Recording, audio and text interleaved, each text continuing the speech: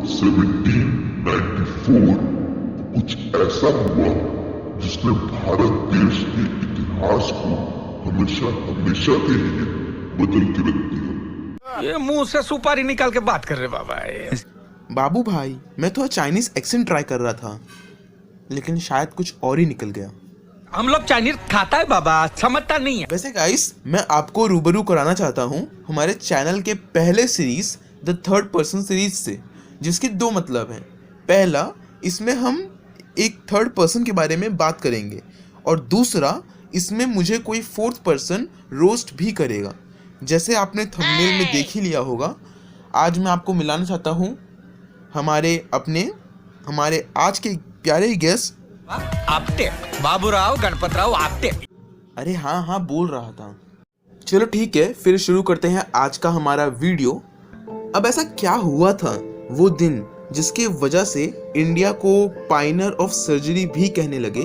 अब जो भी मेरे हिस्ट्री को पसंद करने वाले दोस्त हैं या हिस्ट्री को पढ़ने वाले फ्रेंड्स हैं, उनको पता ही होगा कि 1794 वो समय था जब the legendary warrior Tipu Sultan और द ग्रेट मराठास। अरे बीच में बोल के फ्लो मत तोड़ो यार। हाँ, तो टीपू सुल्तान और मराठास के बीच में the third war of Mysore हो रहा था। अब टिपू सुल्तान कितने लेजेंडरी वॉरियर थे, ये तो इसी से पता चलता है कि उन्होंने ही रॉकेट की टेक्नोलॉजी को जन्म दिया था।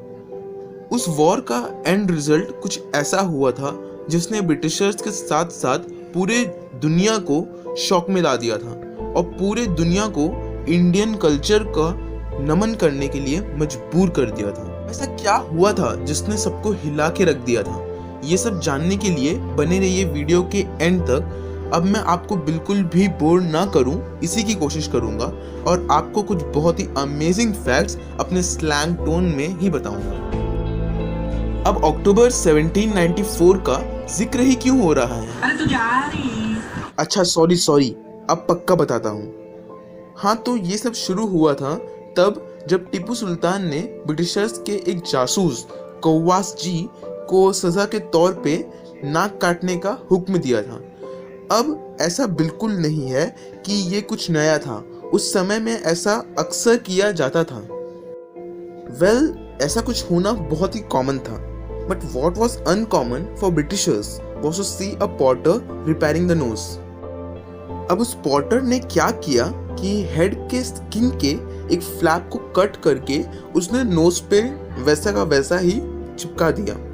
I mean सर्जिकली इम्प्लांट कर दिया, जो कि इंडिया में बहुत ही ज़्यादा कॉमन था, हर जगह लगभग किया ही जाता था। पर ब्रिटिशर्स और पूरे वर्ल्ड के लिए कोई चमत्कार से कम नहीं था, क्योंकि उन्हें एक रेवोल्यूशनरी आइडिया मिल गया था in the field of surgery. अब ये जो कुछ भी हुआ था, ये सब दुनिया को पता चला, या कहूँ तो दुनिया की नज़र में तब आया जब ये सब का जिक्र द जेंटलमैन्स मैगजीन में हुआ, लंदन के।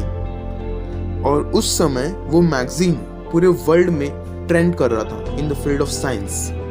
फिर बहुत सारे आर्टिकल्स छपे, बुक्स छपे, जैसे 1816 में जेसी कार्प्यू और 1818 में कार्ल फर्डिनेंड ने सर्जरी टर्म दिया था। I mean राइनोप्लास्टिक सर्जरी का टर्म दिया था नोज सर्जरी को। पर रियल डायमंड से दुनिया कोसों दूर थी, क्योंकि आगे चल के 1890 में सर हैमिल्टन क्लेयर बोवर को जो मिलने वाला था, वो पूरी दुनिया में इंडिया को सर्जरी के फील्ड में हमेशा के लिए अमर करने वाला था।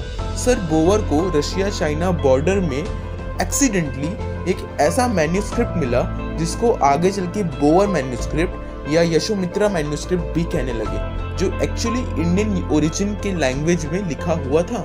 और डीप में जाऊं तो जो लैंग्वेज ब्राह्मणी संस्कृत था, जो कि तमिलनाडु के साइड में यूज किया जाता है। अब उस मैन्यूस्क्रिप्ट में ऐसा बहुत कुछ था जो पूरे वर्ल्ड को शॉक किया था, पर जो सबसे ज्यादा शॉकिंग था वो कुछ ऋषियों का नाम मिलना था, जिसमें एक ऐसा ऋषि था जिसका नाम देखकर पूरा वर्ल्ड शॉक हो गया था, जो नाम था द ग्रेट महर्षि सुश्रुत। अब वो मैन्यूस्क्रिप्ट 500 से 600 BC तक का था, जो कि हिप्पोक्रेट्स से भी पुराना समय था। और ये बहुत ही शॉकिंग था ब्रिटिशर्स और पूरे वर्ल्ड के लिए कि हिपोक्रेट्स जो कि फादर ऑफ मेडिसिन है, उससे पहले एक इंडियन सर्जरीज परफॉर्म करता था।